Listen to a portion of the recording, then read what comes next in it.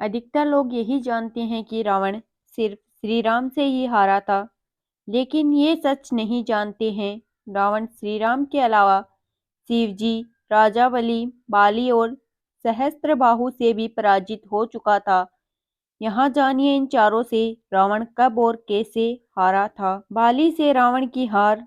एक बार रावण बाली से युद्ध करने के लिए पहुंच गया था। बाली उस समय पूजा कर रहा था। रावण बार बार बाली को ललकार रहा था, जिससे बाली की पूजा में बाधा उत्पन्न हो रही थी। जब रावण नहीं माना तो बाली ने उसे अपनी बाजू में दबाकर 4 समुद्र की परिक्रमा की थी। बाली बहुत शक्तिशाली था और इतनी तेज गति से चलता था कि रोज सुबह सुबह ही चारों समुद्र की परिक्रमा लेता था। इस प्रकार परिक्रमा करने के बाद सूर्य को अर्घ्य अर्पित करता था। जब तक बाली ने परिक्रमा की और सूर्य को अर्घ्य अर्पित किया, तब तक रावण को अपनी बाजू में दबाकर ही रखा था। रावण ने बहुत प्रयास किया, लेकिन वह बाली की गिरफ्त से आजाद नहीं हो पाया। पूजा के बाद बाली ने रावण को छोड़ दिया था। सहस्त्रबाहु अर्जुन से रावण की हार।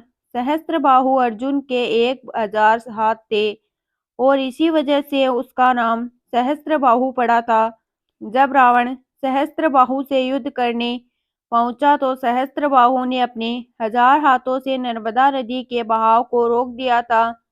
सहस्त्रबाहु ने नर्मदा का पानी इकट्ठा किया और पानी छोड़ दिया, जिससे रावण पूरी सेना के साथ ही नर्मदा में बह गया।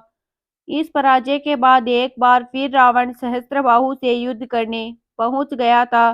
तब सहस्त्रबाहु ने उसे बंदी बनाकर जेल में डाल दिया था। राजा बलि के महल में रावण की हार। दैत्यराज बलि पाताल लोक के राजा थे। एक बार रावण राजा बलि से युद्ध करने के लिए पाताल लोक में उनके महल तक पहुंच गया था।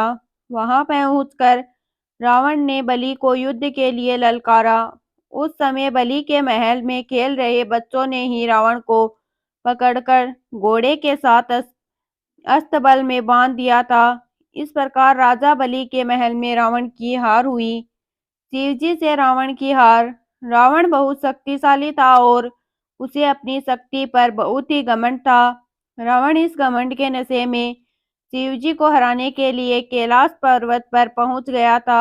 रावण ने शिवजी के साथ युद्ध के लिए ललकारा, लेकिन महादेव तो ध्यान में लीन थे। रावण कैलाश पर्वत को उठाने लगा, तब शिवजी ने पैर के अंगूठे से ही कैलाश का भार बढ़ा दिया। इस भार को रावण उठा नहीं सका और उसका हाथ पर्वत के नीचे दब गया। बहुत प्रयत्न के बाद भी रावण अपना हाथ वहां से नहीं निकाल सका। तब रावण ने शिवजी को प्रसन्न करने के लिए उसी समय तांडव स्रोत रच दिया। शिवजी इस स्रोत से बहुत प्रसन्न हो गए और उसने रावण को मुक्त कर दिया। मुक्त होने के पश्चात रावण ने शिवजी को अपना गुरु बना लिया।